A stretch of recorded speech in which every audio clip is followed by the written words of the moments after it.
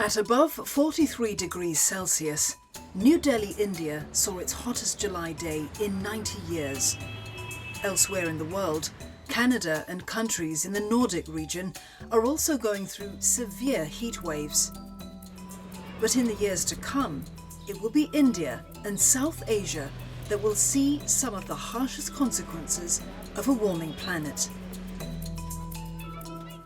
So we have somewhere between 600 million people across India, Pakistan, Bangladesh that are going to see a huge reduction in the amount of time they can actually spend outside, work outside, in construction, in mining, in agriculture. These are outdoors activities. So many people are at risk. By 2050, McKinsey says between 2.8 and 4.7 trillion US dollars of Asia's annual GDP are at risk due to extreme heat and humidity. It's simply going to get too hot to be outside, let alone too hot to work outside. If you sit in the shade for more than 4 hours in these extreme events, there's a risk that you might die. The mean temperature across India has risen by 0.6 degrees Celsius over the past century.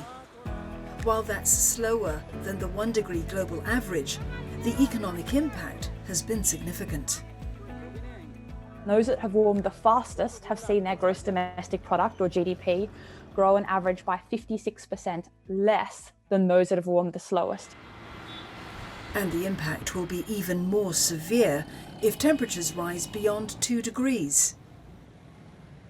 If you looked at falling agricultural productivity, sea level rise, and the increased money people would have to spend on health, those estimates meant that GDP, gross domestic product, in 2100 would be reduced by about 10% if we hit 3 degrees of warming. If we hit 4 degrees of warming, it would be 13.4% a year. In a worst-case scenario, India's GDP could fall by 90% if weather patterns collapse due to warming oceans, melting Himalayan glaciers, and destruction of coral reefs. As the world's third largest emitter of greenhouse gases after China and the United States, India has set out a 40% target for clean energy power generation and capacity by 2030.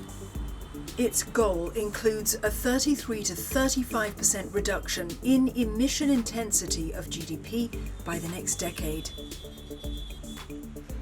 Since 2013, over 23 Indian states and about 100 cities have drafted heat action plans that set out guidelines on dealing with extreme temperatures.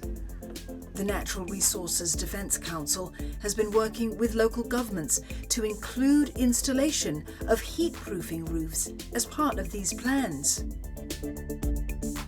Now, a cool roof is largely a roof that is built from materials that retain less heat and they stay cooler than traditional roofs. And most dark roofs, they reflect not more than 30% of incoming sunlight. And while a new white roof reflects about 70 to 80%. And really, depending on the setting, cool roofs can lower the indoor temperatures by as much as 1.5 to about 5 degrees centigrade as compared to traditional roofs. Cool roofs can be implemented using reflective white paint, prefabricated membranes, reflective tiles, or vegetation to create green roofs. For a country like India, where nearly less than 10% of the population or household has air conditioning, access to affordable cooling is really a matter of survival for millions of people. The natural way of things might take 250 to 300 years. In Miyawaki method, you can create the similar impact in 10 to 15 years. If you look at the fauna that starts to come, is the same that you find in a natural forest. Natural vegetation can be grown in spaces as small as 5 to 6 square meters. Seedlings of trees native to that area are collected and germinated before they're planted in soil mixed with biomass. The greatest cost saving that I see in urban areas is the cost of cooling. These forests, because of being multi-layered, absorb 30 times more sunlight. We have seen within 1.5 years, temperature differences of 14 degrees Celsius made by one of such forests. With $1.7 trillion in infrastructure investments needed in Asia every year, McKinsey says going climate-proof is the way to go. Continued research on net zero technologies will also strengthen Asia's sustainability push. Temperatures on average are going to rise. It's locked in. That is a sad reality. Now we have technologies, we have corporate commitments, we have technology under development.